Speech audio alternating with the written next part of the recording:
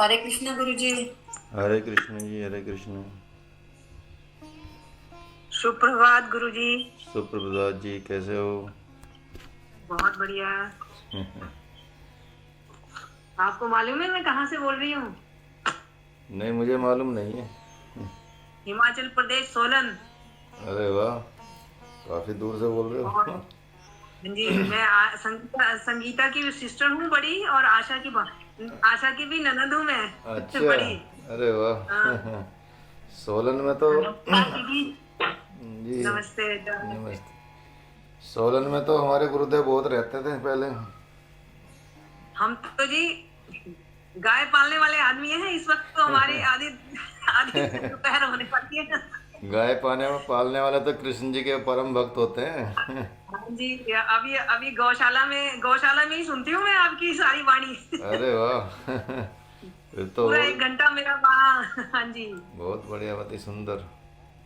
हाँ। गाय सेवा तो, चल- गाय पालना, गाय सेवा करना तो बड़ी उत्तम बात है। भगवान कृष्ण ने यही तो किया है। उनको बड़ा, हमें तो उनको बड़े प्रिय होते हैं जो गाय की सेवा करते हैं। उस भाव से तो करते नहीं हम, लेकिन हमें तो उम्र होगी बस यही काम करते हुए, अच्छा लगता है, अब छूटता नहीं है। वो भाव तो अंतर मन में रहता है, अपने आप ही रहता है। हाँ जी, कभी आए तो जरूर आइएगा हमारे यहाँ। बिल्कुल बिल्कुल। उधर को आएंगे तो जरूर मिलेंगे आपसे। हाँ जी, जरूर जी। कभी ऐसा रहा संयोग। आपका ये वाणी सुन के बड़ा अच्छा लगता है, सुबह सुबह सैटरडे संडे जाता बढ़िया। हाँ, नहीं नहीं, अच्छी बात है। गीता तो कई तरह से सुनी है जी, कई लोगों के मुंह से सुनी है, लेकिन ये जी। बहुत बढ़िया लग रहा है अब तो। कुछ नई बात, बहुत नई बातें मिल रही हैं जानने के लिए। धन्यवाद धन्यवाद। बस ये गुरुदेव का आशीर्वाद है, ये सब चीज़ें चलती हैं। बहुत सी नई चीजें, हाँ जी। बिल्कुल बिल्कुल। बस ये है कि जीवन मैं में आप, इनको धीरे धीरे उतारा जाए, करा जाए और समझा जाए। हाँ जी, हाँ जी। हाँ जी। बहुत हमारी बढ़िया। दिनचर्या कुछ और तरह की होती है ना जी। हाँ हाँ, वो तो है ही।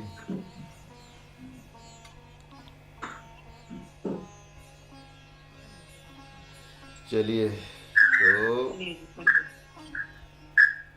सीधे बैठ जाइए, मंत्र की शुरुआत करते हैं। सर, संडे में लोग मुझे लग रहा है ज़्यादा सो रहे हैं, सर्दी शुरू हो गई है।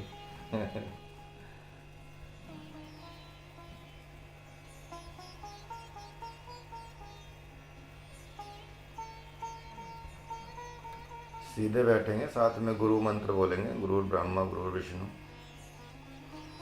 इनहेल करेंगे। गुरुर्ब्रह्मा गुरुर्विष्णु गुरुर्देवो महेश्वराय। गुरुर् साक्षात् परब्रह्म, तस्मै श्री गुरुवे नमः। ओम शांति शांति शांति। Relax, gently open your eyes. हरे कृष्ण एवरीवन। आपका दिन शुभ हो, और प्रभु की वाणी के साथ शुरू करते हैं। तो कल तक जो श्लोक चल रहे थे उसमें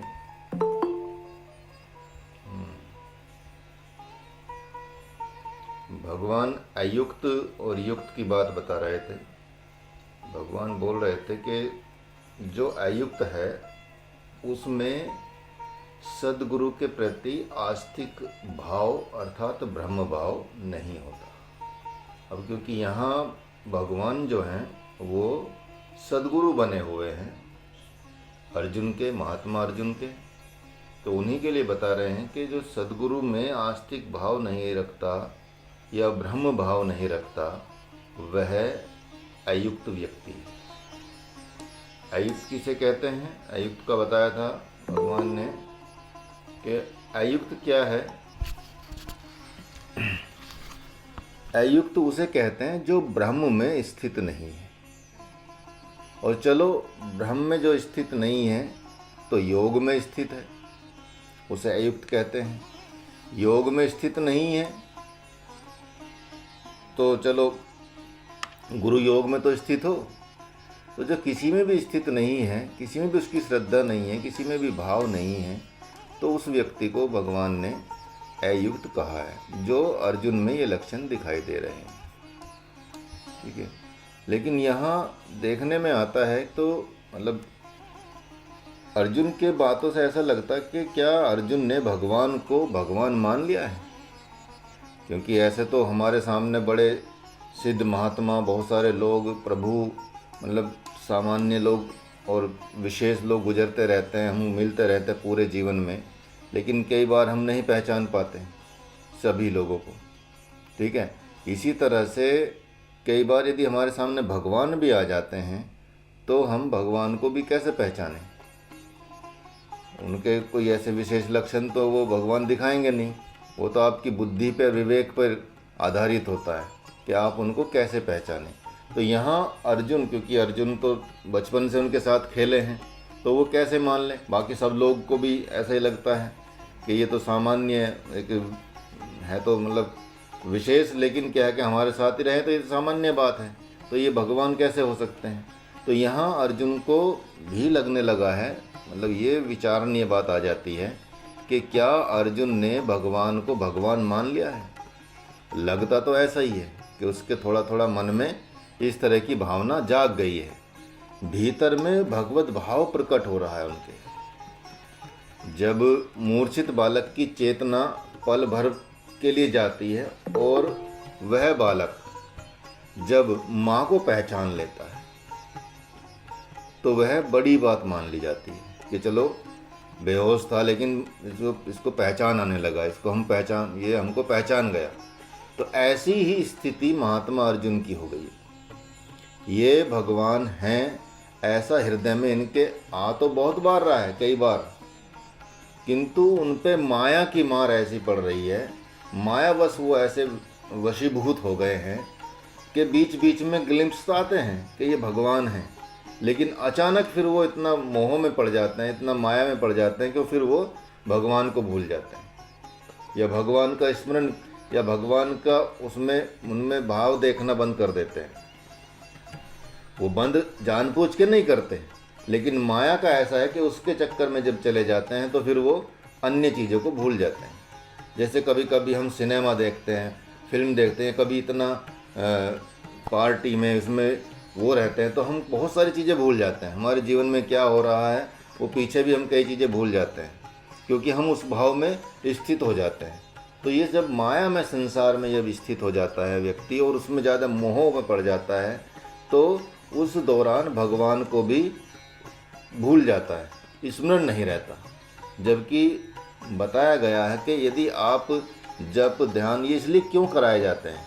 ये इसलिए कराए जाते हैं ताकि आप कब क्या हो कुछ किसी को पता नहीं होता। यदि आप भगवान का स्मरण करते रहेंगे तो एक आदत बन जाएगी। तो अपने मस्तिष्क में एक तरह से सांस के साथ ही आपका जप चलने लगता है, फिर आपको बोल के जप करने की आवश्यकता नहीं रहती।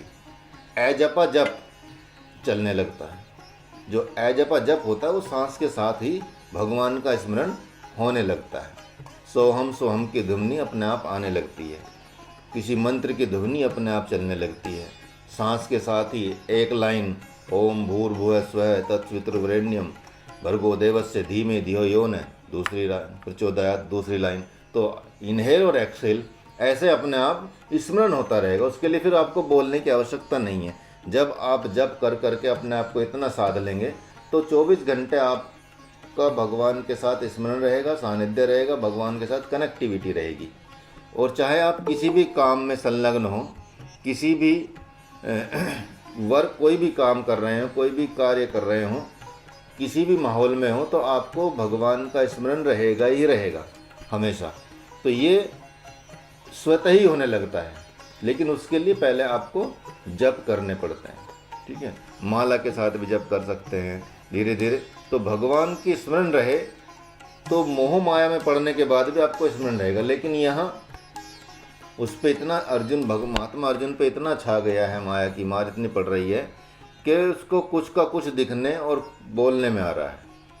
तो अयुक्त जो होते हैं उनमें न तो बुद्धि होती है न भावना होती है। तो होता क्या है, तो इस पे भगवान आगे बता रहे हैं कि देखो, ये तो एक रामचरितमानस में एक बताया गया है कि लोभई ओढ़न लोभई डासन, सिसनो दर पर जमपुर त्रास न, काहू की जो सुन ही बड़ाई, श्वास ले ही जनु जूड़ी आई।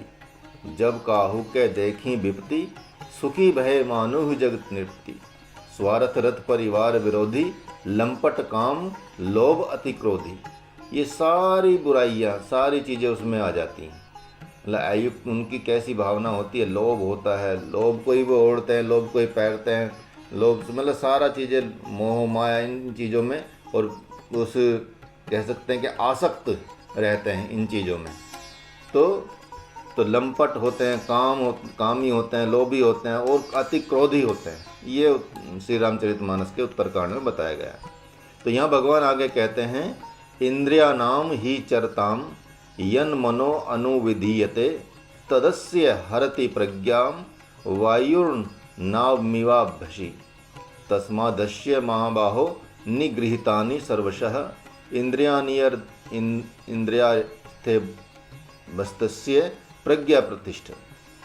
तो यहाँ भगवान बोल रहे हैं कि इतना तुम जान लो, जैसे नाविक के प्रमाद या अकुशलता के चलते वायु उसकी नाव को विपरीत दिशा की ओर ले जाती, वैसे ही विषय को ही चाहने वाली इंद्रियों में से जो मन है, जिस इंद्रियों के साथ रहता है, वही इंद्री उस अयुक्त पुरुष की बुद्धि का हरण कर लेती। यहाँ भगवान इस पर संकेत कर रहे हैं कि अगर आप इंद्रियों के वश में रहेंगे तो इंद्रियां मन को जिधर चाहे उधर ले जाएंगी और आपकी बुद्धि का भी हरण कर लेंगी। इसीलिए भगवान ने यह उदाहरण दिया कि देखो, जैसे कोई नाविक है और वो भूल जाए कि चलो या सो जाए नाव में, प्रमाद कर ले, या अकुशल नाविक, उसको पता ना हो कि चप्पू कैसे चलाना है, तो वो समझ नहीं आएगा उसको, जो वायु के हिसाब से फिर वो नाव चलने लगी, उसका कंट्रोल नहीं रहेगा। इसलिए जब हमारी इंद्रियों पर हमारा कंट्रोल नहीं रहता है तो मन भी हमको कहीं से कहीं भी ले जाता है और हमारी बुद्धि का हरण कर लेता है। तो यहाँ भगवान कह रहे, कहता है महाबाहो, जिस पुरुष की इंद्रियों के विषयों से भली भांति रोक ली गई है, उसी की बुद्धि स्थिर है। तो यहाँ भगवान ने बताया है कि इंद्रियों के जो विषय हैं उनको यदि मन के साथ, मन की दृढ़ता के साथ कंट्रोल कर लिया जाए, इंद्रियों को और इंद्रियों के विषय को कंट्रोल कर लिया जाए, मन को कंट्रोल कर लिया जाए, तो उसके आधार पर उसकी बुद्धि स्थिर बुद्धि हो जाती है। फिर आपको हर चीज़ समझ में आने लगी, क्योंकि जब आवेश में आप इंद्रियों के वश में रहते हैं तो जो आपको दिखता है, जो आप सुनते हैं, जो आप स्पर्श करते हैं, सूंघते हैं, उसके आधार पर आप अड़े डिसीजन ले लेते हैं और आपकी जो मन है वो उधर भटकने लगता है। लेकिन जब स्थिरता के साथ आप सोचेंगे किसी विचार, चाहे इंद्रियां देख रही हों, लेकिन आप इंद्रियों के विषय को ग्रहण नहीं करेंगे। जब आपको ऐसा लगता है, सपोज आप ध्यान में बैठे हैं और ध्यान में बैठे बैठे आपको बहुत आपका फेवरेट खाना, उसकी खुशबू आने लगे, तो तब भी आपका मन यदि विचलित ना हो, आपका तब भी मन ऐसा ही रहे कि जैसे बिना उसके रहे। जैसे आप बाज़ार में जाते हैं, मार्केट में जाते हैं, तो जिन लोगों से आपका कोई मतलब नहीं है, तो उन लोगों के साथ आपको वे याद भी नहीं रहते कि वो निकल गए आपके, उनके विषय में आपको नहीं पता होता, वो क्या कपड़े, बस आप मतलब निकल रहे हैं और दिखते जा रहे हैं, लेकिन आप उसमें आसक्त नहीं हो रहे। हाँ, यदि कोई दोस्त मिल जाता है तुरंत आप पहचान लेते हैं और मिल जाते हैं, बात करने लगते हैं, खड़े हो जाते हैं, क्योंकि आसक्ति है उसमें। तो इसी तरह से अनासक्त भाव रखना पड़ता है। जब आप इसी तरह से अनासक्त भाव में आ जाएंगे तो आपके मन पे धीरे धीरे कंट्रोल होना शुरू हो जाएगा आपका, ठीक है। और फिर भगवान आगे अब साधकों को और भी सावधान करते हुए भगवान कहते हैं, या निशा सर्वभूतानाम तस्याम जागृति संयमी यस्याम जागृति भूतानि सा निशा पश्यतो मुनेः। भगवान यहाँ बता रहे हैं, बहुत गूढ़ बात बता रहे हैं, बहुत रहस्य वाली बात यहाँ भगवान बता रहे हैं। वो बोल रहे हैं कि जानते हो पार्थ, जो संपूर्ण भूतों की रात्रि है, उस रात्रि में संयमी पुरुष जागता है, और जिसमें संपूर्ण भूत जागते रहते हैं उसमें संयमी पुरुष सोता रहता है। भूत मतलब जो सामान्य प्राणियों की, जो संसार में अटके हुए हैं, या कह सकते हैं कि इस माया जाल में फंसे हुए हैं, जो भगवान का स्मरण तक नहीं करते और अपने और तेरे मेरे में लगे रहते हैं, उनको जो भूत रात्रि मतलब जो जिस विषय में लगे रहते हैं वो रात्रि विषय कहा जाता है। और लेकिन जो संयमी पुरुष होते हैं वो अपना सब काम छोड़ के, यदि शाम हो गई है तो ध्यान में बैठ जाएगा, संध्या का समय हो गया तो ध्यान में बैठ जाएगा, योग करेगा, जप करेगा, तप करेगा।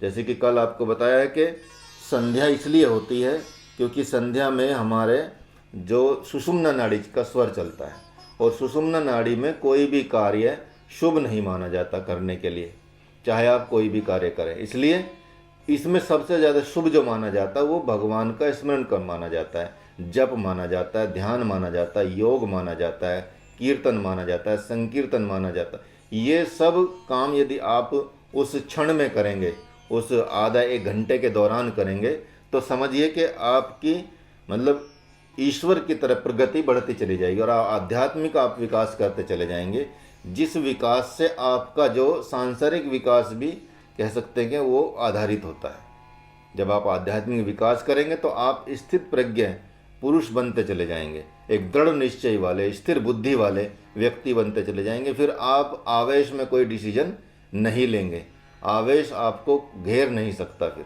तो यहाँ भगवान यही बता रहे हैं कि मानो भगवान कह रहे हैं कि हे पार्थ, संयमी पुरुषों की अहम ब्रह्मास्मि रूप अनुभूति ही विषयी पुरुषों के लिए रात्रि के समान है। ये सोचना कि मैं ब्रह्म हूँ, मैं ही आत्मा हूँ, मैं ही परमात्मा हूँ, मैं ये शरीर नहीं हूँ, ये क्या है? ये ब्रह्मास्मि वाली अनुभूति है, ये आत्म अनुभूति है। अब जो इस आत्म अनुभूति को नहीं कर पाएंगे तो वो पुरुष रात्रि के समान माने जाते हैं, भगवान यहाँ ये बता रहे हैं। और जिसकी तरफ से वे सर्वदा उदासीन बना रहते हैं, सदा सर्वदा वो उदासीन बने रहते हैं। ठीक इसके विपरीत जो स्थित प्रज्ञ पुरुष हैं, उन विषयी पुरुषों के जो मैं और तू, मेरा और तेरा रूप वाली जो माया मैं रात्रि है, सर्वथा उदासीन बने रहते हैं। तो दोनों एक दूसरे से उदासीन बने रहते हैं। विषयी पुरुषों के लिए से जो स्थित प्रज्ञ पुरुष हैं वो वहाँ से उदासीन बने रहते हैं, तो उनके लिए तो वो रात्रि हो गई, ठीक है। और जो विषयी पुरुष हैं स्थित प्रज्ञ के विषय से वो उदासीन बने रहते हैं, तो विषयी पुरुषों के लिए वो रात्रि हो गई। दोनों ऑपोजिट हो गए कि जो मैं और मेरा, तू और तेरा मानने वाली माया में रात्रि है, उससे स्थित प्रज्ञ पुरुष सदा उदासीन रहते हैं। वो इस चक्कर में पड़ते नहीं है कि क्या मेरा क्या तेरा, वो भगवान को ही मेरा और अपना मानते हैं कि भगवान आप ही मेरे और मैं आपका हूँ, ठीक है।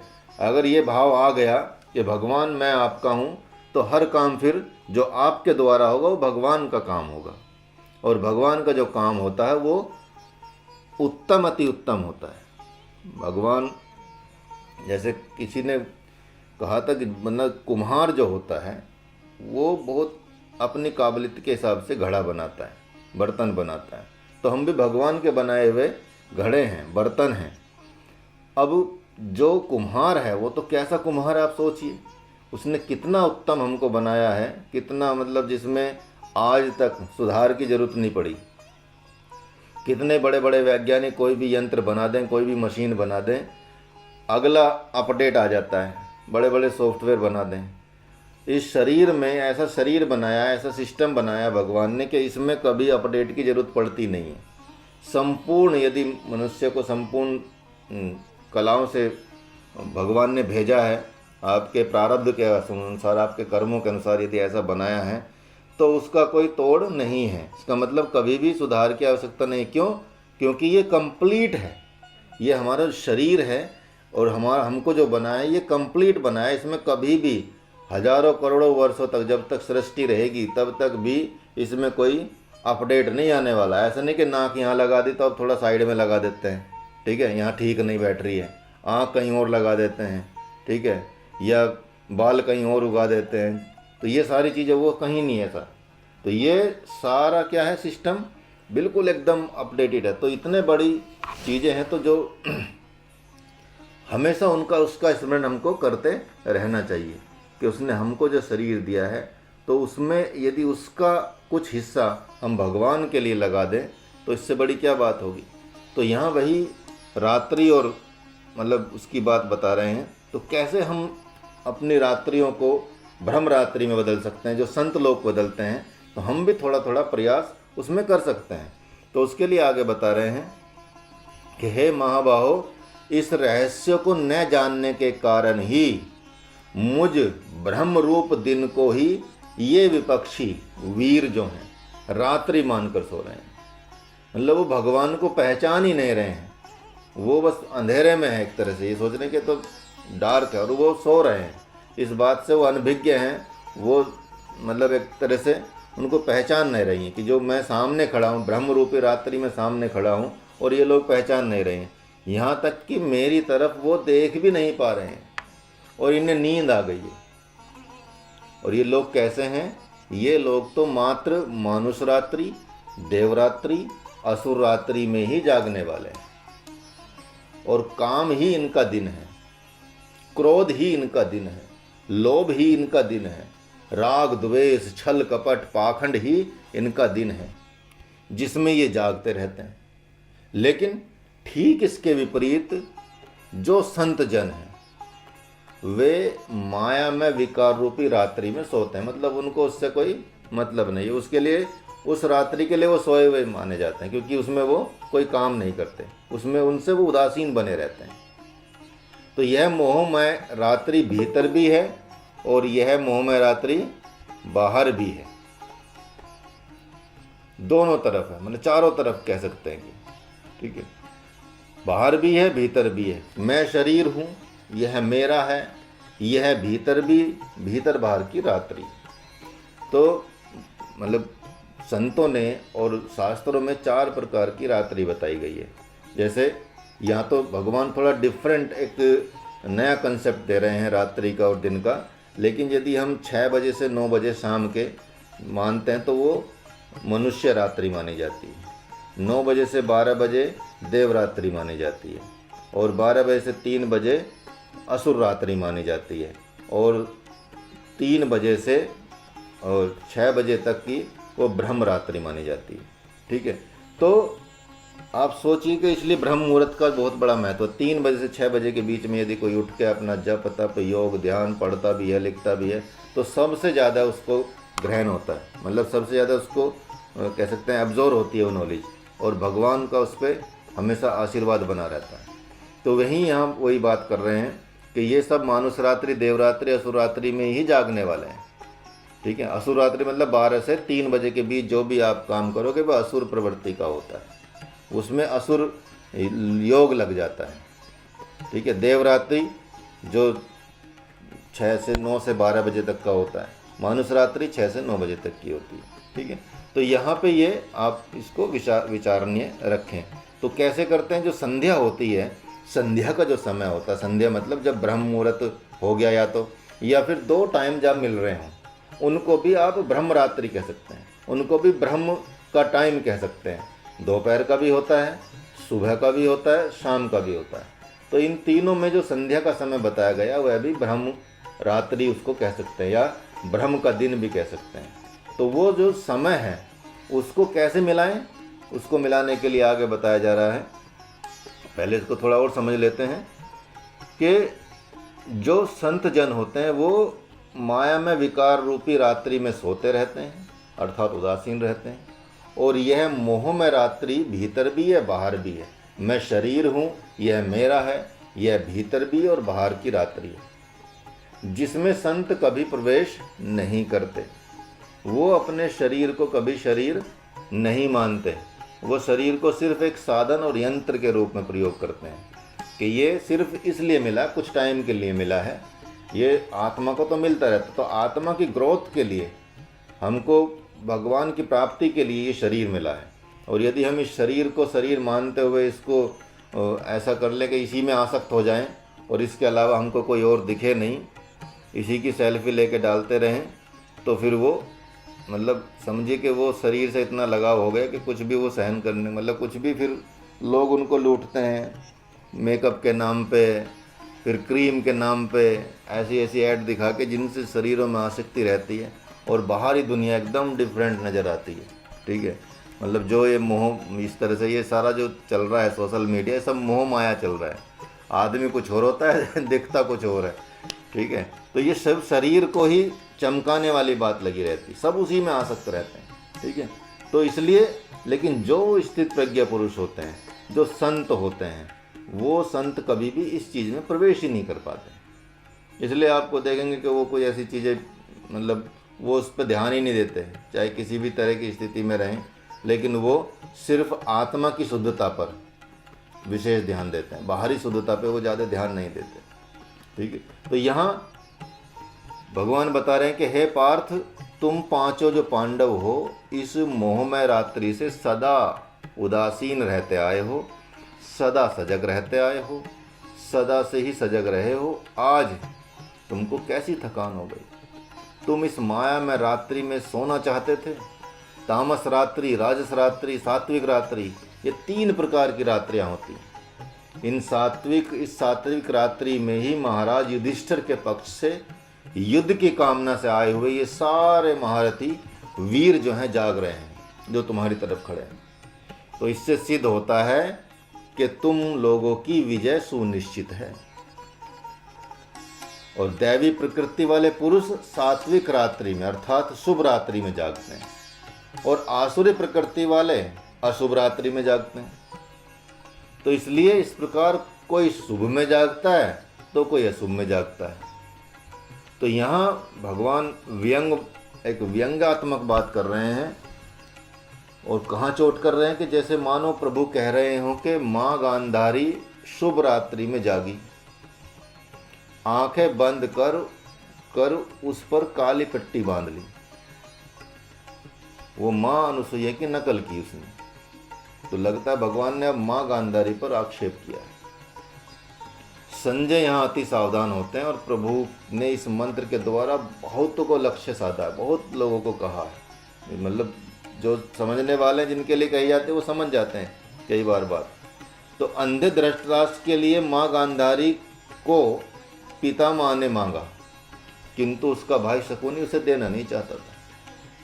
लेकिन वह तो शुभ रात्रि में जाग रही थी, वो तो शुभ थी, मतलब वो तप करती थी, जप करती थी, योग करती थी। इसलिए उसने क्या किया, सर्वप्रथम उसने अपनी आंखों पर काली पट्टी बांध ली, क्योंकि उसने सोचा कि अंधे में सुंदरता होने पर भी, यदि कोई अंधा है और बहुत सुंदर है, लेकिन सहज में ही कुरूपता होती है।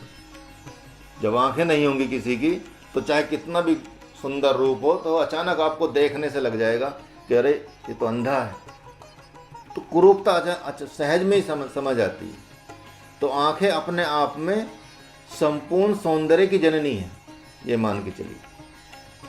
और कहीं पराया पुरुष याद न आ जाए, भीतर में मोह न आ जाए, अतः उसने अपनी आंखों पे पट्टी बांधे हुए भीष्म पितामह के पास उसने आकर कहा था कि हे पितामह, भाई और पिता के मना करने पर भी मैं अपने मौलिक अधिकार का त्याग नहीं कर सकती। आप जैसा जितेंद्रिय पुरुष मुझे मांगने आ गया, अतः हे महाभाग चलें। वो धृतराष्ट्र के साथ चल दी, और यहाँ वो मतलब उसके साथ पितामह के साथ चल दी, और बोला कि आप जो बोलेंगे, जिससे बोलेंगे उससे शादी हो जाएगी। तो वो उनके मांगने पर आई। तो यहाँ धृतराष्ट्र अंधे हैं, तो इसलिए तो उन्होंने उसको मांगा धृतराष्ट्र के लिए। तो यहाँ जब यह देखा जाता कि यदि अब आगे बात चल रही है, भगवान बता रहे हैं कि अतः हे महाभाग, उसने कहा कि चलें, वे तो अंधे हैं ही, यदि आप अंधे के लिए ना मांग के यदि आप हिजड़े के लिए भी मुझे मांगते तो आप जैसे याचक की झोली में मैं आती। तो हे पार्थ, शुभ रात्रि में जागने वाली उस माँ गांधारी ने जब देखा कि यह धृतराष्ट्र तो बाहर से ही नहीं भीतर से भी अंधा है, तो फिर गांधारी ने उस पे आंखों पे पट्टी बांध दी और फिर धृतराष्ट्र तथा अपने लिए उनको एक दूसरे का दर्शन नहीं करने का उन्होंने ठाना। तो ये नियम भगवान यहाँ बता रहे हैं कि या निशा सर्वभूतानां, कि सुना होगा आप लोगों ने कि जागू जागू जीव जड़, जो है जग जामिनी।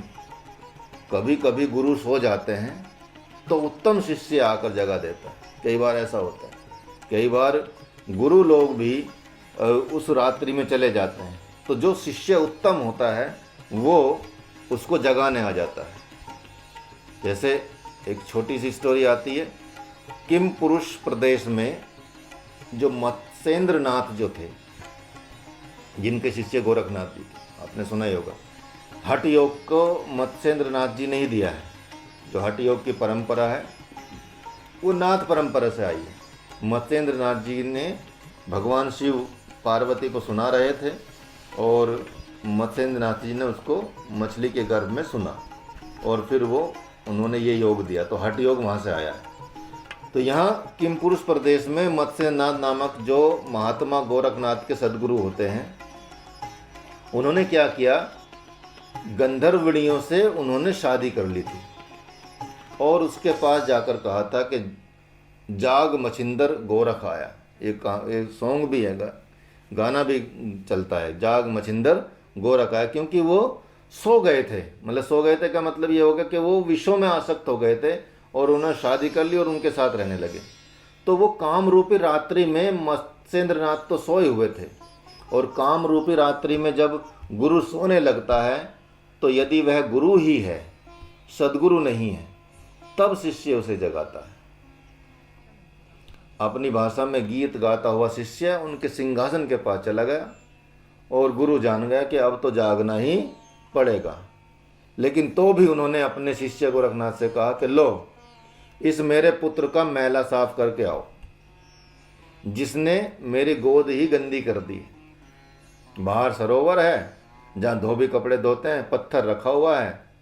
तो गोरखनाथ ने ले जाकर उस बालक को जल में डुबो डुबो कर पत्थर पर पीट पीट कर धो डाला, मतलब उसको मार डाला। अच्छी प्रकार उसकी सफाई कर दी और आकर कहा, बालक को धो डाला गुरुदेव, बालक को धो डाला, अब उस कपड़े को सुखा रखा हूँ। गुरु ने कहा कि चलो देखते हैं। तो शिष्य ने कहा कि आप प्रतिज्ञा करें कि मेरे एवं आपके सिवा कोई दूसरा नहीं जाएगा, सभी सभासद यहीं रहेंगे। तो गुरु ने कहा ठीक है, चलो भाई। शिष्य उन्हें वहाँ लेकर गया जहाँ शरीर रूपी कपड़ा सूख रहा था, मतलब वो ऐसे ही उन्होंने सुखा दिया। शिष्य ने कहा, गुरुदेव यह कपड़ा तो सूख गया, अब चलें, मैं आपको जगाने आया था। और दोनों ही योग बल से वहाँ से चलते बने। तो यहाँ ये देखा गया कि जो इतने महान गुरु थे, इतने महान, उनको भी जगाने के लिए एक शिष्य ने इतनी की कि उनको जो आसक्ति थी जिसमें, उसको ही ख़त्म कर दिया। तो और फिर वो आगे चलते बने। ठीक है, तो ये सारी चीज़ें क्या हैं, ये हैं एक साधारण और असाधारण पुरुषों की कहानी। इसी प्रकार योगी जागते हुए पहली ब्रह्मरात्रि, अब यहाँ देखेंगे कि कैसे हम एक रात्रि को दूसरी रात्रि से मिलाएं। तो जब योगी होते हैं जो जागते हुए पहली ब्रह्मरात्रि मतलब शाम की संध्या को व्यापक बनाते हैं। व्यापक बनाते मतलब शाम की संध्या में बैठते हैं और बैठे के बैठे ही रह जाते हैं और फिर सुबह वो उठते हैं ब्रह्म मुहूर्त के संध्या कंप्लीट करके। तो जिस रात्रि से शुरुआत की, मतलब ब्रह्मरात्रि से शुरुआत की उन्होंने और ब्रह्मरात्रि में जागे, तो पूरी रात्रि उनके लिए ब्रह्मरात्रि हो गई। जैसे हम सोते समय भगवान का स्मरण करें और उठते ही जैसे आँख खुले तो भगवान का स्मरण करें, तो पूरी रात आपकी भगवान की रात्रि बन जाती है। और यदि ऐसा नहीं करते तो फिर वो अलग अलग रात्रि रहती हैं। लेकिन यदि आप भगवान का स्मरण करके और भगवान का भजन करके कुछ गीता का अध्याय करके सोते हैं और गीता का अध्याय करते हुए उठते हैं, तो फिर आपको कोई शंका, मतलब इसमें कोई शंका नहीं करने की जरूरत है कि वो आपकी रात्रि जो रहेगी पूरी की पूरी ब्रह्म रात्रि बन जाएगी। साधक जो संत होते हैं वो उसमें ध्यान करते हैं, वो शाम को बैठते हैं और सुबह उठते हैं, या सुबह बैठते हैं फिर शाम को उठते हैं, वो इस तरह से अपना टाइम बढ़ा लेते हैं। तो इसी प्रकार योगी जागते हुए पहली ब्रह्मरात्रि, शाम की संध्या को व्यापक बनाकर दूसरी अर्धरात्रि जिसमें प्रभु प्रकट होते हैं और उससे उसको मिला देते हैं, संपुट कर देते हैं। तो इन दोनों का योग कर देते हैं, दोनों रात्रियां एक कर देते हैं और आगे बढ़ते हैं। एक एक महीने में एक एक घंटा आगे बढ़ते बढ़ते बढ़ते बढ़ते वो ब्रह्म मुहूर्त को संध्या के ब्रह्म मुहूर्त में विलीन कर देते हैं। तो शाम का समय को और सुबह के समय को वो दोनों ऐसी धीरे धीरे हर महीने 1 घंटा बढ़ाएंगे, 1 घंटा बढ़ाएंगे, तो आप सोचिए कि 12 घंटे बढ़ाने में 12 महीने लगते हैं उनको। तो 1 साल के अंदर कोई 2 साल के तो आधा आधा घंटे बढ़ाते हैं। तो वो सब उसको बढ़ाते हैं और जितने भी मनुष्य रात्रि, देवरात्रि, प्रेत रात्रि, असुर रात्रि, ये जितनी भी रात्रि हैं उन सब को ही वो ब्रह्म रात्रि में कन्वर्ट कर देते हैं। तो यहाँ ये भगवान इसी की बात कर रहे हैं। तो सवेरे उठता है और संकल्प करता है कि वही होता है, जो संकल्प करेगा वही उसके साथ हो जाएगा। क्यों जागता है, उसे क्या प्राप्त होता है इस बात से? तो इसमें भगवान कहते हैं कि आपूर्यमानम चल प्रतिष्ठम समुद्र मापः प्रविशन्ति यद्युत तद्वत् कामा यम प्रविशन्ति सर्वे स शांति न आपनोति न काम कामी विहाय कामान्यः सर्वान् पुमश्चरति निष्प्रह निर्ममो निरहंकार स शांतिम अगच्छति। भगवान ये बता रहे हैं कि जैसे समशांत सागर में सब ओर से जल से परिपूर्ण रहता है, जो सब ओर से जल से परिपूर्ण रहता है, चंचल नदियां दौड़ती धूपती वेग से गमन करती हुई, विलाप करती हुई, क्रंदन करती हुई, गर्जना करती हुई, जैसे कोई बच्ची जब ससुराल जाती है तो वो क्या करती है, अपने नाम को, अपने रूप को विलीन कर देती है। ठीक उसी प्रकार नित्य प्रति ब्रह्म मुहूर्त में अर्थात संध्या में बैठने वाला साधक जब ब्रह्म मुहूर्त के तक बैठ जाता है और नित्य प्रति साधक ज्ञान योगी जो होता है भोर के ब्रह्म मुहूर्त में बैठकर शाम के ब्रह्म मुहूर्त तक संध्या या आत्मचिंतन में बैठ जाता है, तो संपूर्ण भीतर की जो क्षुद्र कामनाएं हैं वो ब्रह्म कामना में विलीन हो जाती हैं।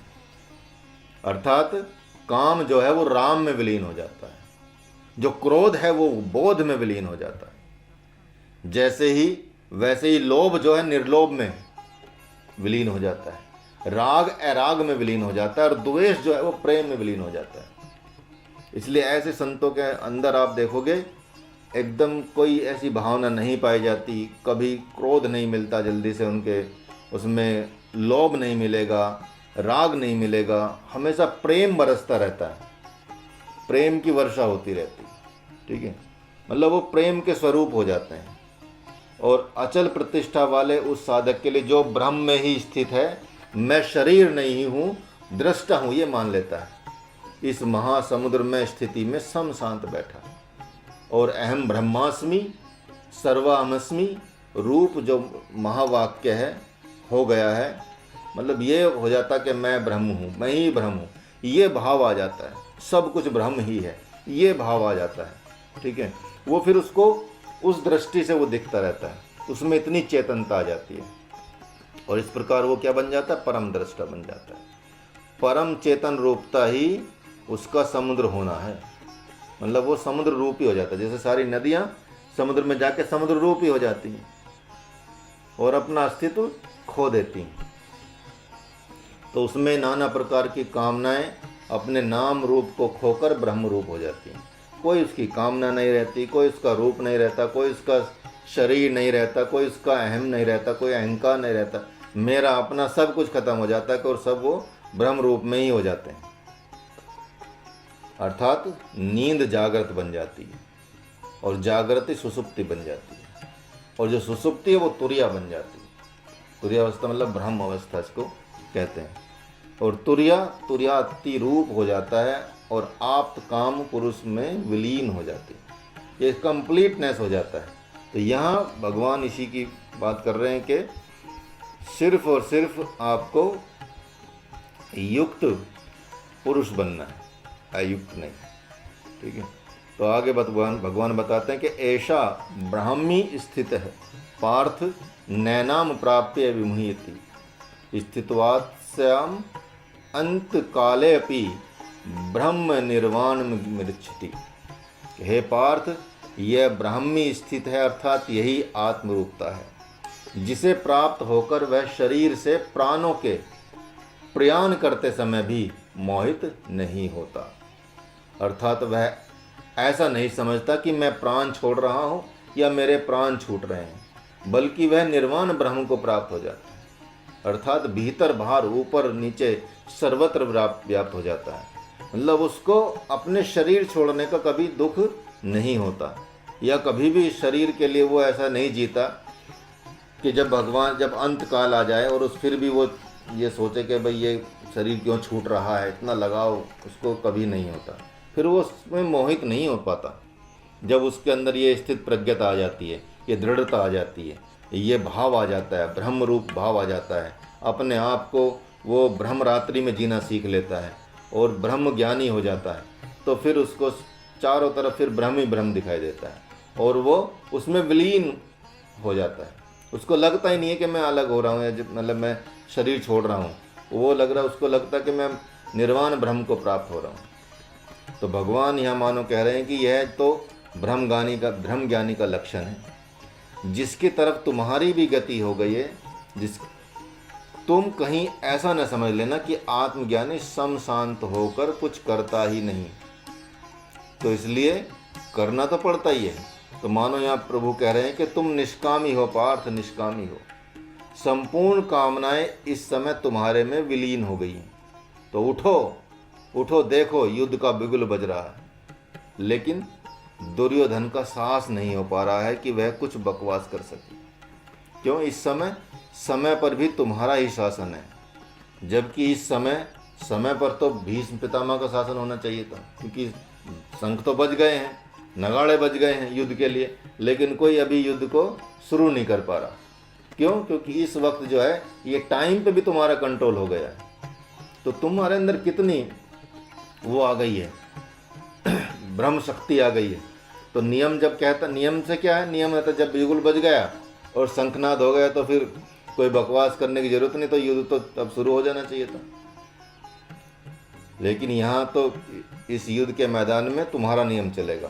तुम्हारा ये सारे के सारे योद्धा इस समय तुम्हारी ही बाट जो रहे हैं कि तुम किस मार्ग पर चलते हो। देख रहे हैं कि क्या करने वाले हो, त्याग के मार्ग पर चल रहे हो या ग्रहण के मार्ग पर चल रहे हो, तुम संन्यास लेते हो या गांडीव उठाते हो। और यदि गांडीव उठाते हो तो सारे के सारे रथी महारथी वीर अपने धनुष बाण उठा लेंगे, और यदि संन्यास लेते हो तो सारे के सारे घर में दुबक जाएंगे।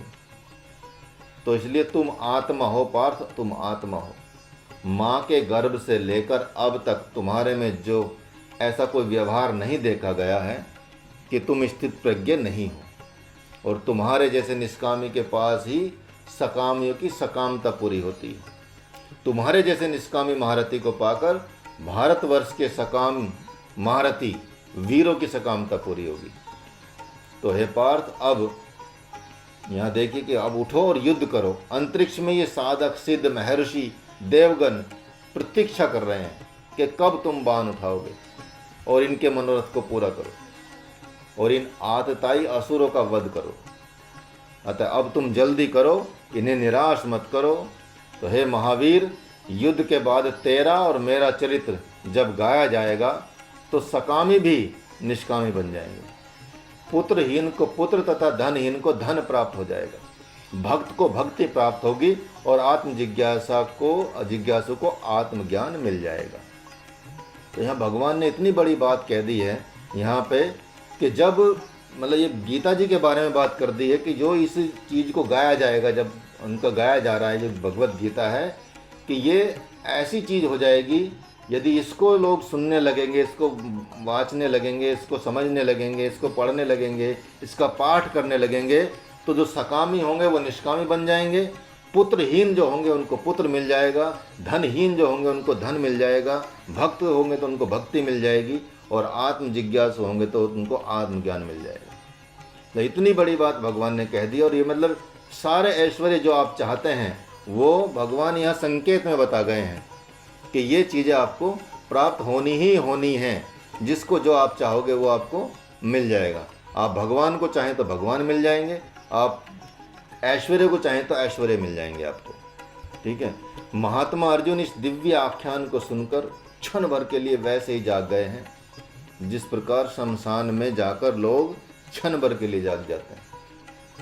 साधकों के लिए यह दिव्य संदेश रूप उपदेश है कि किसी भी कामना को लेकर सद्गुरु के डेरे में डेरा न डालना। जहाँ न शाम न सवेरा होता है वहाँ तो केवल ब्रह्म मुहूर्त ही होता है।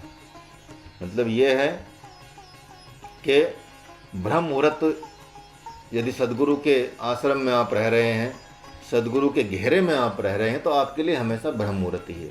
या भगवान के घेरे में यदि आप रह रहे हैं तो हमेशा आपके लिए ब्रह्म मुहूर्त ही होता है। ठीक है। बस भगवान का स्मरण यदि आपने करते रहे और किसी अन्य साधन में ना लगे तो समझो सारे काम आपके भगवान सिद्ध करते चले जाएंगे जो आपको चाहिए। और वहाँ संकेत ये भगवान यहाँ कर चुके ही हैं कि भगवत गीता से क्या आपको मिलने वाला है। यहाँ तो अभी छोटा सा चीज़ें बताई है भगवान ने, आगे तो इसको विस्तार से बताएंगे। ठीक है।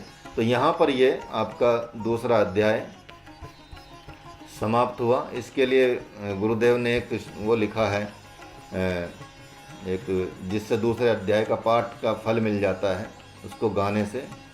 तो ये लिखा है, पंडित बनियो पार्थ मूरख सो करे बात, पंडित न करे शोक मरे जिए सब लोग, पंडित को आत्मलोक प्रकटत है दिन रात, पंडित बनियो पार्थ, पंडित को आत्मलोक छिंदती न शस्त्र लोक, पंडित को आत्मलोक दाहे न अग्नि लोक, पंडित बनियो पार्थ, पंडित को आत्मलोक मारे न जल लोक, पंडित को आत्मलोक मारे न जगबात, पंडित बनियो पार्थ। और पंडित को आत्मलोक जन्मे मरे नाही, पंडित को आत्मलोक निज रूप सुनोतात, पंडित बनियो पार्थ। पंडित को आत्मलोक शाश्वत सनातन, पंडित को आत्मलोक सबके है गात गात, पंडित बनियो पार्थ। तो इसमें ये पूरा सार है इस पूरे अध्याय का कि कौन पंडित होता है। जो मूर्ख सी बात करते हैं वो पंडित नहीं होते। मतलब ये सारा आत्मा कोई मतलब कोई मार नहीं सकता, कोई काट नहीं सकता। इसका मतलब है कि जो भगवान का हो जाता है उसको कभी अग्नि जला नहीं सकती, वो अग्नि से भी नहीं मरेगा, जल से नहीं मरेगा। मतलब अकाल मृत्यु कभी मर नहीं सकता, उसके घर में कभी अकाल मृत्यु हो नहीं सकती। ओम तत्सदिति। श्रीमद्भगवद्गीता सुपनिषत्सु ब्रह्म विद्यायाम योग शास्त्रे श्री कृष्ण अर्जुन संवादे सांख्य योगो नाम द्वितीय अध्याय। इस प्रकार श्रीमद्भगवद्गीता रूपी उपनिषद के अंतर्गत ब्रह्म विद्या रूप योग शास्त्र में भगवान श्री कृष्ण और अर्जुन का संवाद रूप सांख्य योग नामक द्वितीय अध्याय पूरा हुआ। हरिओम तत्सत। चलिए, ये तो आपका हो गया दूसरा अध्याय।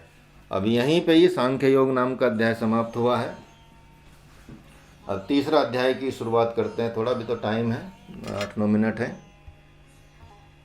तो आप बताएं, इसको शुरू करें तीसरे अध्याय को या इसका रिवीजन करें? उससे आपको वो दिखा के स्लाइड रिवीजन करें। हाँ जी, ठीक है, रिवीजन करते हैं। तो मैं वो खोल लेता हूँ आपको, इसमें आपको भी दिखेगा ये। मैं इसको स्क्रीन शेयर कर देता हूँ। एक छोटे रूप में इसका रिवीजन हो जाएगा। चाहे हिंदी से ही कर लेंगे, श्लोक पढ़ने की ज़रूरत नहीं है। श्लोक तो आप पढ़ते रहिएगा, ठीक है। श्लोक दिखेगा आपको।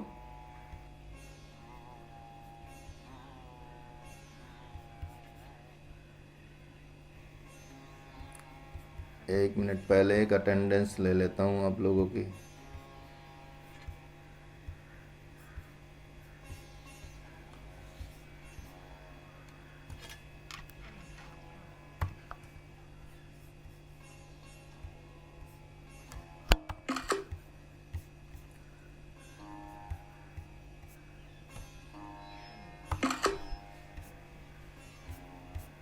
स्क्रीन दिख रही है आपको? जी सर। ठीक है। और ये अब दिखे? हाँ जी। ठीक है, तो ये अभी दूसरे चैप्टर पे चलते हैं।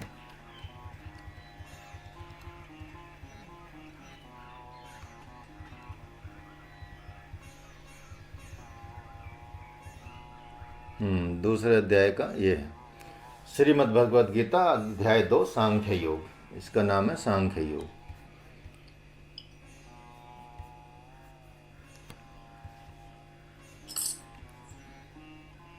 ये 5 श्लोक इसमें दिए हैं, बहुत अच्छे श्लोक हैं ये।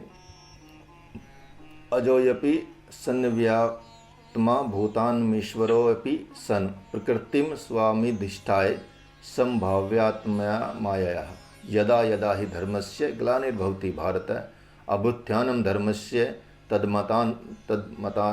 तदात्मनं सृजाम्यहं परित्राणाय साधूनां विनाशाय च दुष्कृतां धर्म संस्थापनार्थाय संभवामि युगे युगे। तो इस तरह ये 5 श्लोक, इनको पंचरत्न बोला जाता है इसमें। तो ये आपको मैं भेज दूंगा अलग से, या इनके नाम बता दूंगा कौन से अध्याय के कौन कौन से हैं, आप देख लीजिएगा, आपके पास पुस्तक है ये। तो ये पहले श्लोक में हिंदी पढ़ लेते हैं ताकि रिवीजन हो जाए। संजय बोले कि वैसी कायार्थ से व्याप्त हुए उन अर्जुन के प्रति पहले श्लोक में जो विषाद कर रहे हैं और आंसुओं के कारण जिनके नेत्रों की देखने की शक्ति अवरुद्ध हो रही है, भगवान मधुसूदन यह आगे कहे जाने वाले वचन बोले। तो भगवान ने बोला, श्री कृष्ण भगवान बोले कि हे अर्जुन, इस विषम अवसर पर तुम्हें यह कायरता कहाँ से प्राप्त हुई, जिसका श्रेष्ठ पुरुष सेवन नहीं करते, जो स्वर्ग को देने वाली नहीं है और जो कीर्ति करने वाली भी नहीं है। फिर आगे बोलते हैं कि हे प्रथानंदन अर्जुन, इस नपुंसकता को मत प्राप्त हो, क्योंकि तुम्हारे में यह उचित नहीं है। हे परंतप, हृदय की इस तुच्छ दुर्बलता का त्याग करके युद्ध के लिए खड़े हो जाओ। चौथे श्लोक में बोलते हैं कि अर्जुन बोलते हैं, अर्जुन वाच, हे मधुसूदन, मैं रणभूमि में भीष्म और द्रोण के साथ बाणों से कैसे युद्ध करूं, क्योंकि हे अरिसूदन, ये दोनों ही पूजा के योग्य हैं। महानुभाव गुरुजनों को न मारकर इस लोक में मैं भिक्षा का अन्न खाना भी श्रेष्ठ समझता हूँ, क्योंकि गुरुजनों को मारकर यहाँ रक्त से सने हुए तथा धन की कामना की मुख्यता वाले भोगों को ही तो भोगूंगा।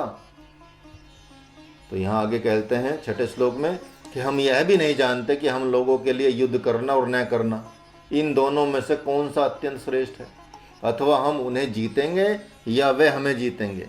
जिनको मारकर हम जीना भी नहीं चाहते, वे ही धृतराष्ट्र के संबंधी हमारे सामने खड़े हैं।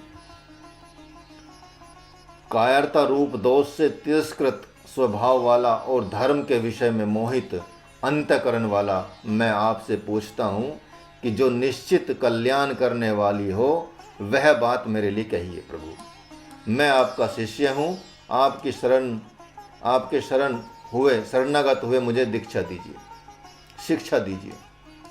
तो यहाँ गुरु मान लिया था क्योंकि उन्होंने, और कारण कि पृथ्वी पर धन धान्य समृद्ध और शत्रु रहित राज्य तथा स्वर्ग में देवताओं का आधिपत्य मिल जाए तो भी इंद्रियों को सुखाने वाला मेरा कोई शौक है वह दूर हो जाए, ऐसा मैं नहीं देखता हूँ। इंद्रियों को सुखाने मतलब सुख देने वाला, यही बात। संजय बोले कि हे शत्रुतापन धृतराष्ट्र, ऐसा कहकर निद्रा को जीतने वाले अर्जुन अंतर्यामी भगवान गोविंद से मैं युद्ध नहीं करूंगा ऐसा साफ साफ कहकर चुप हो गए। तब हे भरतवंशोद्भव धृतराष्ट्र दोनों सेनाओं के मध्य भाग में विषाद करते हुए उस अर्जुन के प्रति हंसते हुए से भगवान ऋषिकेश यह आगे कहे जाने वाले वचन बोले।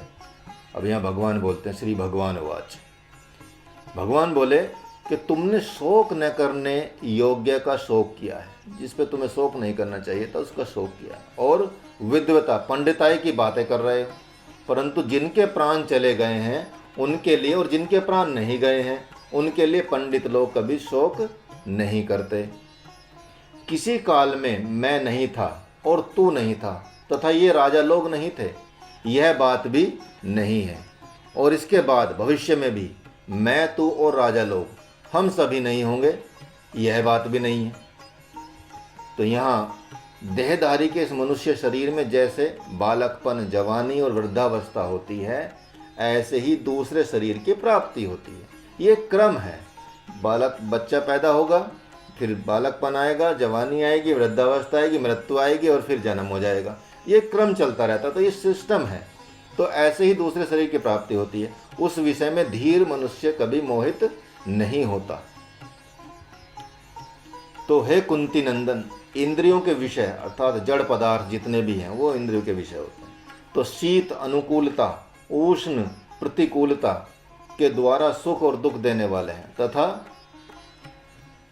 आने जाने वाले और अनित्य हैं। हे भरत वंशोद्भव अर्जुन, उनको तुम सहन करो।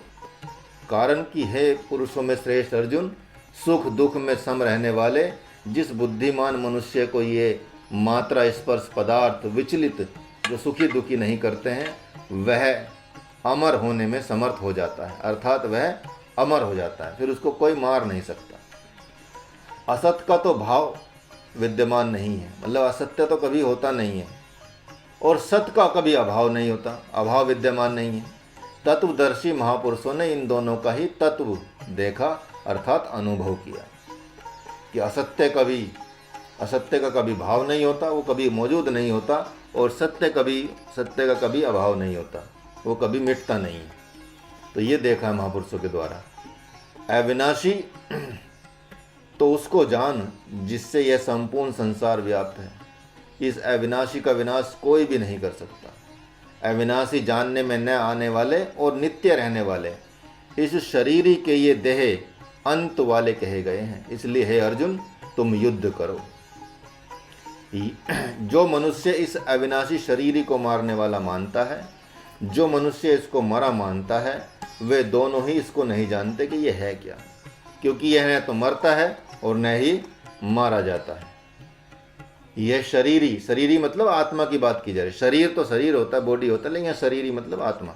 यह शरीरी न कभी जन्मता है और न कभी मरता है, और न यह उत्पन्न होकर फिर होने वाला नहीं है। यह जन्म रहित है, नित्य निरंतर रहने वाला है, शाश्वत है, अनादि है, अनंत है, ठीक है, अमर है, अजर है, सनातन है, पुरातन है, ये सब है। शरीर के मारे जाने पर भी यह नहीं मारा जाता।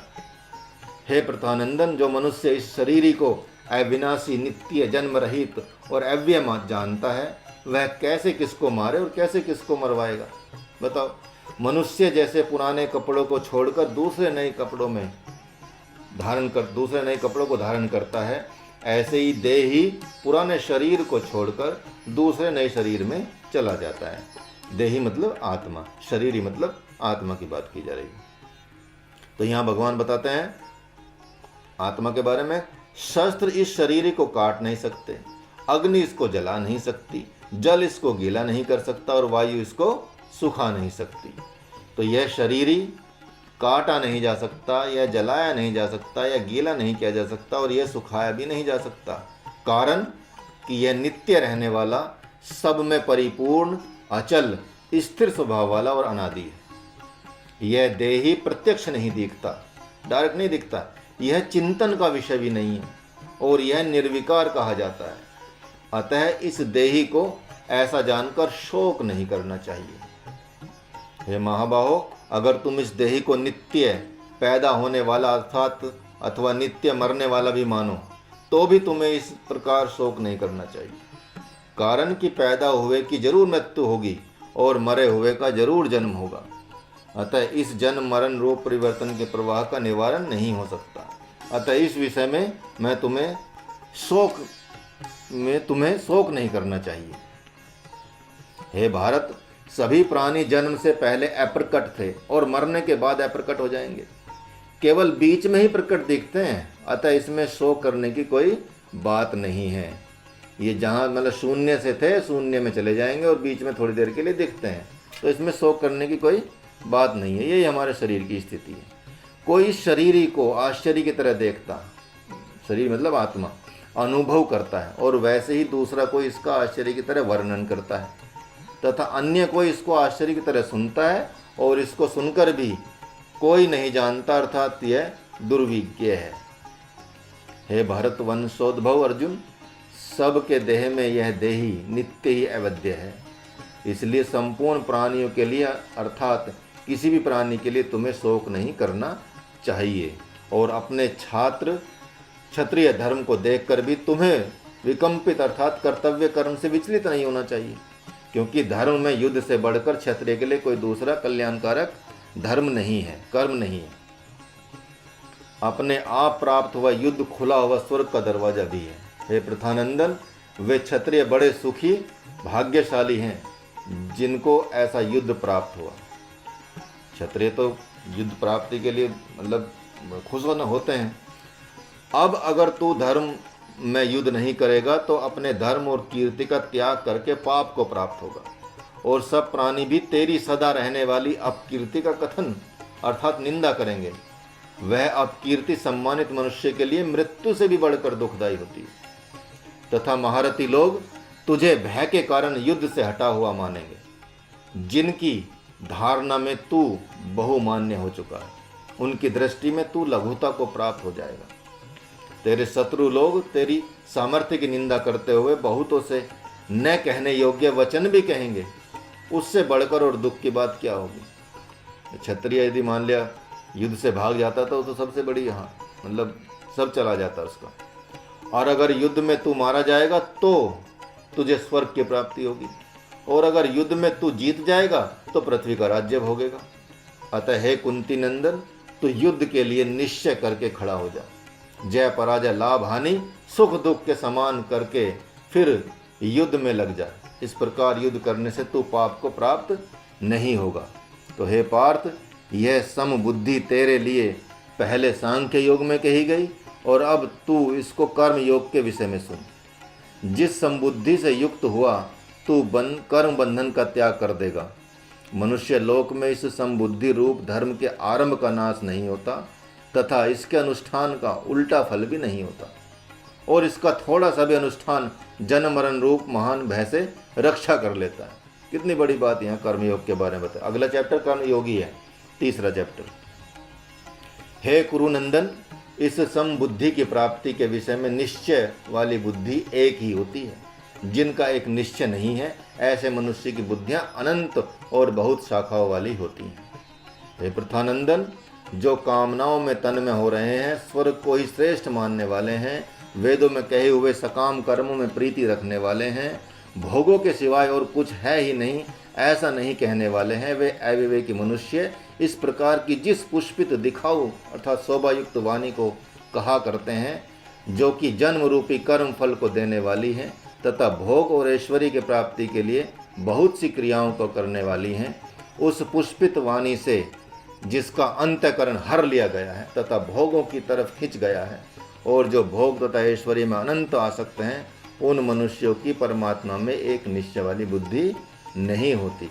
निश्चयात्मकता बुद्धि या व्यवसायत्मकता बुद्धि की बात भगवान ने यहाँ की है। वेद तीनों गुणों के कार्य का ही वर्णन करने वाले हैं। हे अर्जुन, तू तीनों गुणों से रहित हो जा, राग द्वेष आदि द्वंद्वों से रहित हो जा, निरंतर नित्य वस्तु परमात्मा में स्थित हो जा, योग क्षेम की चाहना भी मत रख और परमात्मा परायण हो जा, भगवान की शरण में चला जा।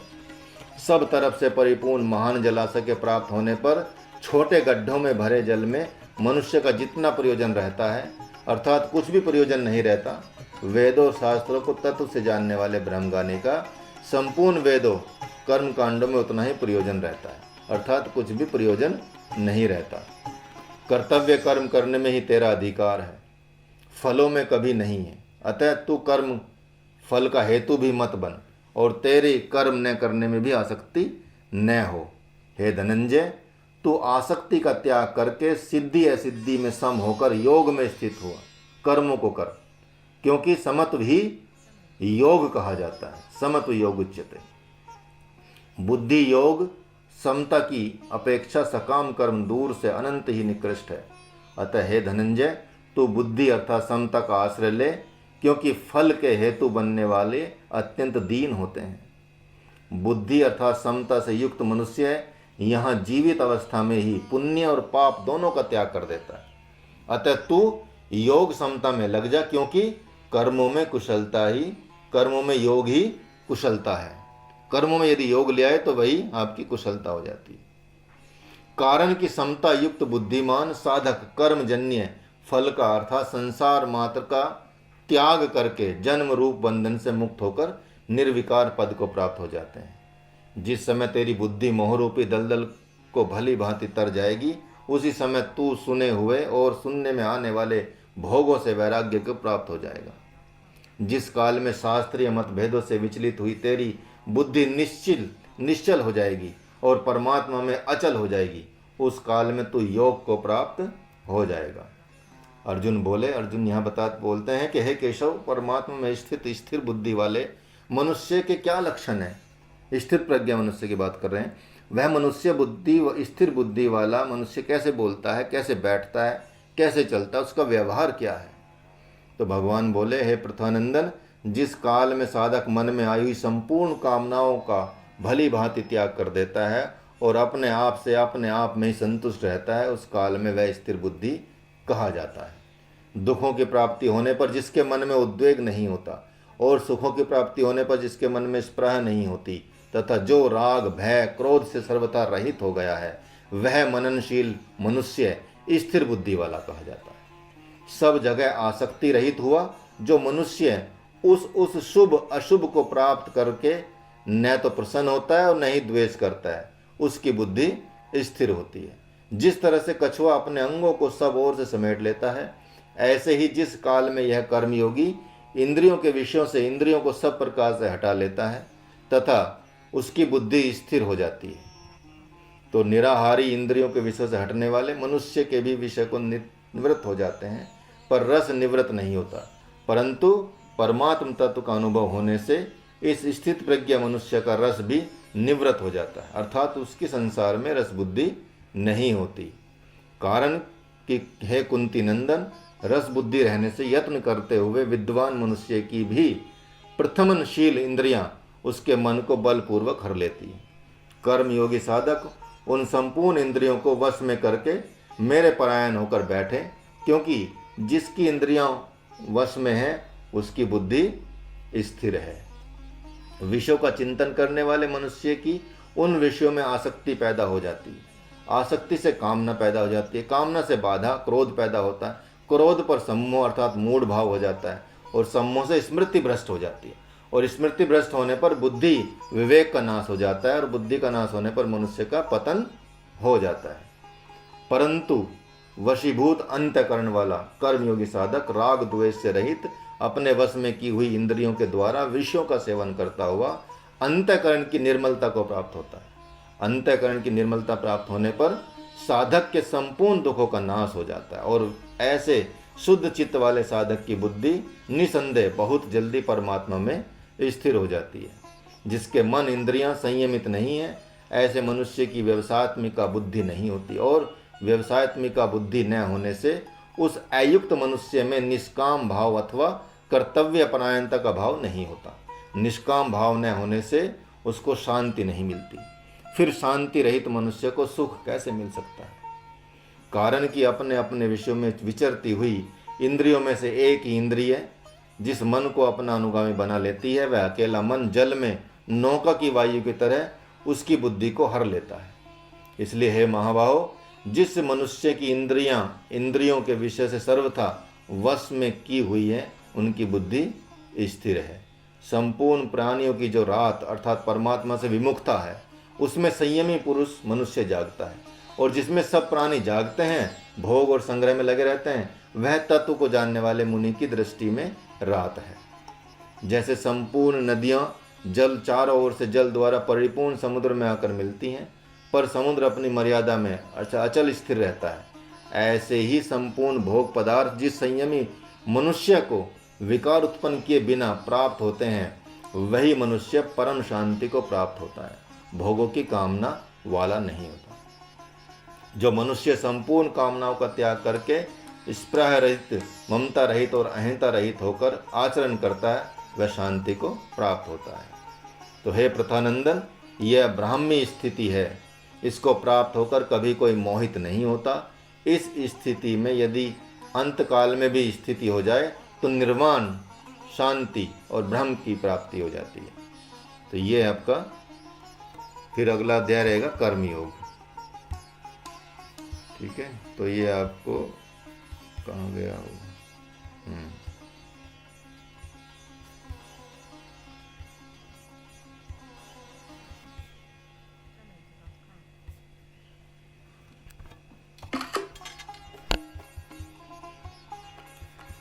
चलिए, और किसी का इसमें कोई प्रश्न हो? टाइम 8:12 हो गई है, कोई नहीं, अच्छी बात है, पूरा चैप्टर हो गया है।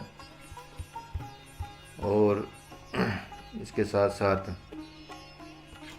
कुछ पूछना हो तो पूछ सकते हैं। सांख्य योग बहुत बड़ा चैप्टर था, अच्छा है, मतलब अभी इतना बड़ा चैप्टर तो बस लास्ट वाला ही आएगा, अब तो सब छोटे चैप्टर रहेंगे, मतलब 50 से कम ही कम श्लोक हैं सब में, बस लास्ट वाले में 78 श्लोक्स हैं वो, क्योंकि वो एकदम पूरे गीता का फिर वो रिवीजन है एक तरह से, ये मान के चलिए। चलिए फिर ढूंढते रहिए प्रश्न, क्योंकि छठे अध्याय के बाद आपका टेस्ट भी होगा, तो उसके लिए भी आप रेडी रहिएगा। तो सीधे बैठ जाएंगे, साथ में आप बोल सकते हैं ओम पूर्णमद पूर्णमिदम। ठीक है, तो स्पीकर ऑन भी कर सकते हैं, माइक। इनहेल करेंगे, साथ में बोलेंगे ओम पूर्णमदः पूर्णमिदं पूर्णात् पूर्णमुदच्यते पूर्णस्य पूर्णमादाय पूर्णमेवावशिष्यते। ओम शांति शांति शांति। Relax, gently open your eyes. हरे कृष्णा।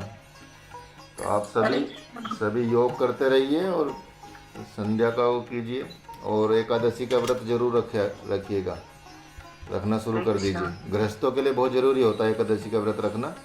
एकादशी 2 बार आती है, सिर्फ अन्न नहीं खाना होता, आप खा सकते हैं, फल खा सकते हैं, कंगनी के राइस खा सकते हैं, खिचड़ी वगैरह बना के उसकी कंगनी की, आलू वगैरह खा सकते हैं, अन्न नहीं खाना होता, क्योंकि उस दौरान जो एकादशी के दौरान जो संपूर्ण जो जीव जगत के जो पाप हैं वो अन्न में प्रवेश कर जाती हैं, और इसलिए अन्न को प्रतिबंधित किया गया है एकादशी में। और इसका एक खास महत्व भी है कि भगवान को जब भीम ने भोजन के लिए बोला कि आप मेरे हाथ से ग्रहण कर लीजिए, प्रसाद ग्रहण कर लीजिए, तो भगवान ने मना कर दिया था।